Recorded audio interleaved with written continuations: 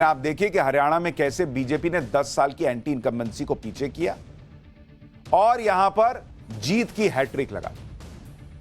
कांग्रेस जो माहौल बना रही थी वो मोदी मैजिक के सामने टिक नहीं पाया।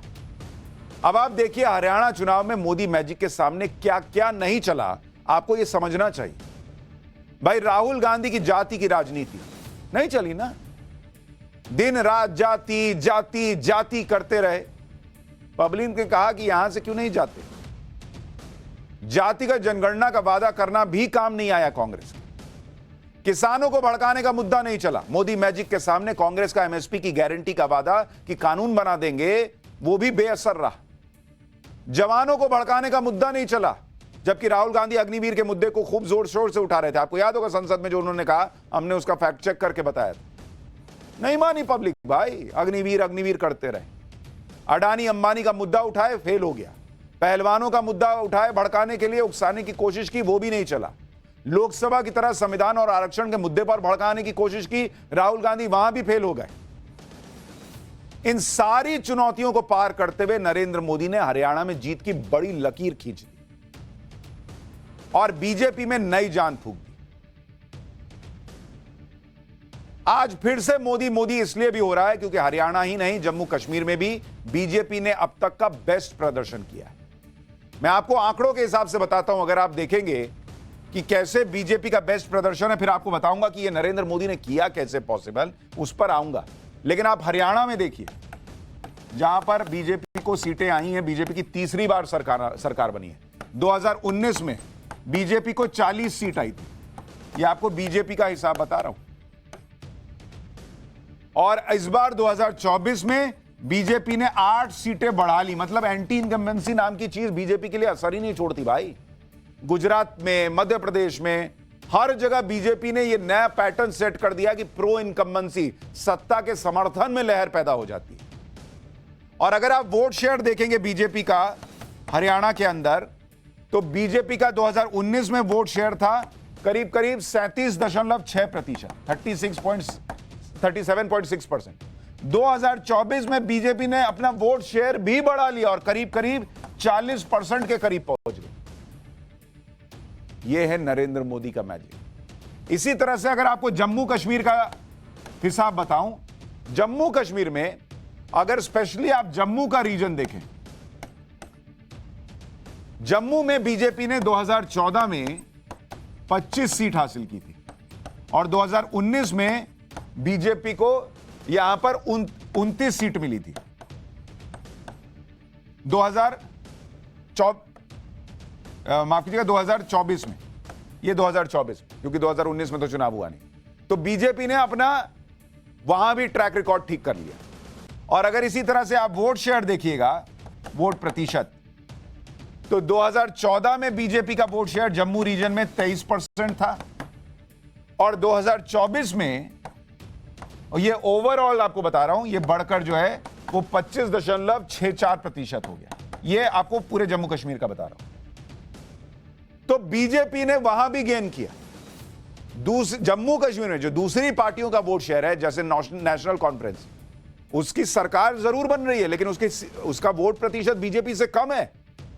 बीजेपी 25% के पास है, नेशनल कॉन्फ्रेंस 23.43 और कांग्रेस तो 12% पार नहीं कर पाई बॉस। यह कांग्रेस का हाल हुआ है। हरियाणा में सरकार नहीं बनी और वहां जम्मू कश्मीर में कांग्रेस को बीजेपी से आधी से भी कम वोट शेयर पर संतोष करना पड़ा। यह रिजल्ट एक दिन में नहीं आया, इसके पीछे मेहनत और रणनीति है। इसके पीछे नरेंद्र मोदी का दिमाग है। क्योंकि अगर आप देखेंगे, नरेंद्र मोदी ने हरियाणा में इस बार ज्यादा चुनावी रैली नहीं की, सिर्फ 4 रैलियां की, लेकिन ग्राउंड वर्क पर ज्यादा जोर दिया। चुनाव से 6 महीने पहले हरियाणा का सीएम बदल दिया। मनोहर लाल खट्टर की जगह नायब सैनी को नया सीएम बना दिया गया। हरियाणा के लिए बीजेपी की ऐसी टीम बनाई जो चुपचाप जमीनी स्तर पर काम करती रही। कांग्रेस के बनाए माहौल के उलट बूथ मैनेजमेंट पर काम हुआ। इस बात का ध्यान रखा गया कि हरियाणा के जिस इलाके में जो नेता ज्यादा प्रभावी है, उसे उसी के इलाके में पूरा जोर लगाने के लिए कहा गया। कांग्रेस ने जाट वोटों पर पूरा जोर लगाया। बीजेपी ने स्थानीय मुद्दों को फोकस करते हुए गैर जाट वोटों का साथ लिया। यह नरेंद्र मोदी का बड़ा कमबैक भी है, क्योंकि 2024 के लोकसभा चुनाव में बीजेपी अकेले अपने दम पर बहुमत नहीं ला पाई थी। लोकसभा चुनाव में झटका इसलिए लगा था कि पार्टी और वोटर ओवर कॉन्फिडेंट हो गए थे, ऐसा माना गया। पीएम मोदी के नाम पर वोट डालने वालों को लग रहा था कि बीजेपी हर हाल में जीतेगी। इसी सोच की वजह से वोटर और नेता आराम से बैठ गए और चुनाव जीता हुआ मान लिया। लेकिन जिस तरह से झटका लोकसभा चुनाव में लगा, उससे कोर वोटर सक्रिय हुआ। कोर वोटर को लगा कि अगर वो सक्रिय नहीं होंगे तो फिर विरोधियों के हाथ में सत्ता चली जाएगी। इसके अलावा नेता भी इस बार किसी हवाबाजी में नहीं फंसे, चुपचाप अपना काम करते रहे।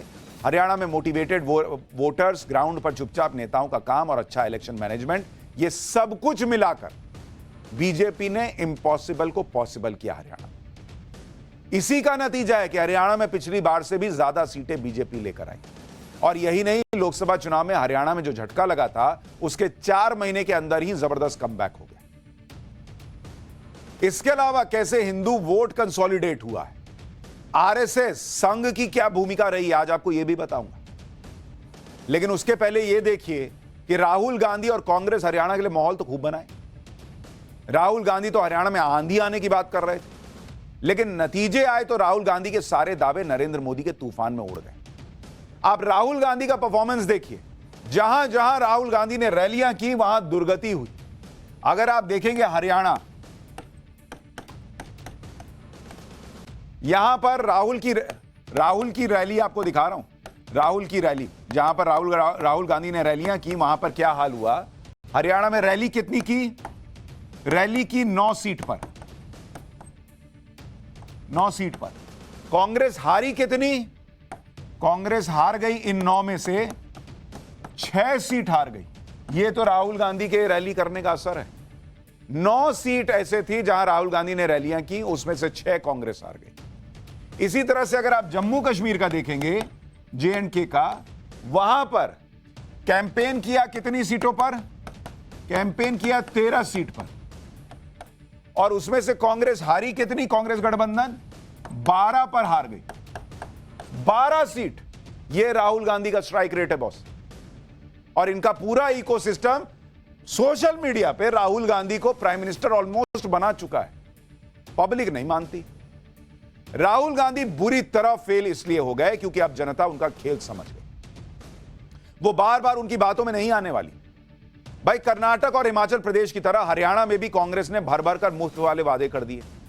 इसमें मुफ्त बिजली, महिलाओं को हर महीने पैसे, गरीबों को 100-100 गज का प्लॉट देने जैसे वादे थे।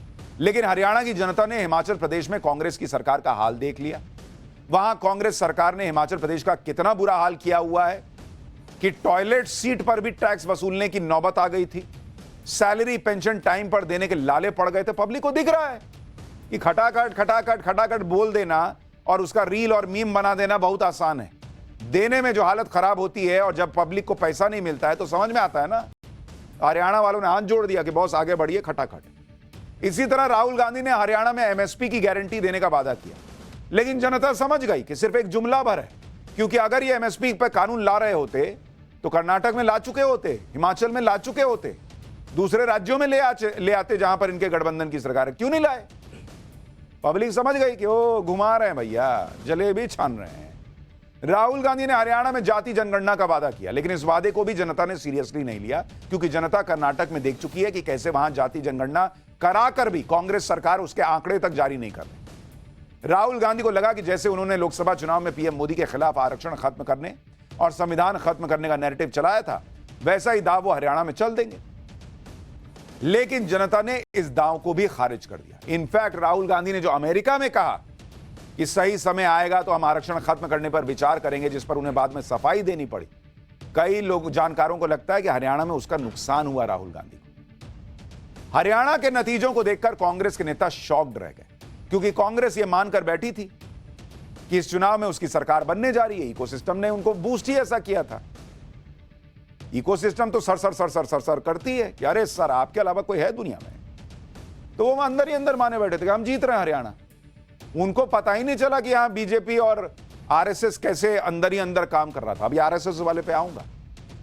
चुनाव के बाद जब एग्जिट पोल आए तो वहां भी कांग्रेस को जीत मिलती दिख रही थी। इसके बाद आज जब चुनाव के नतीजे आने वाले थे तो शुरुआती ट्रेंड में कांग्रेस को बढ़त दिखी, लेकिन कुछ देर बाद जब ईवीएम खुलने शुरू हुए तो गेम पलट गया। कांग्रेस के सरकार बनाने के अरमान चकनाचूर हो गए।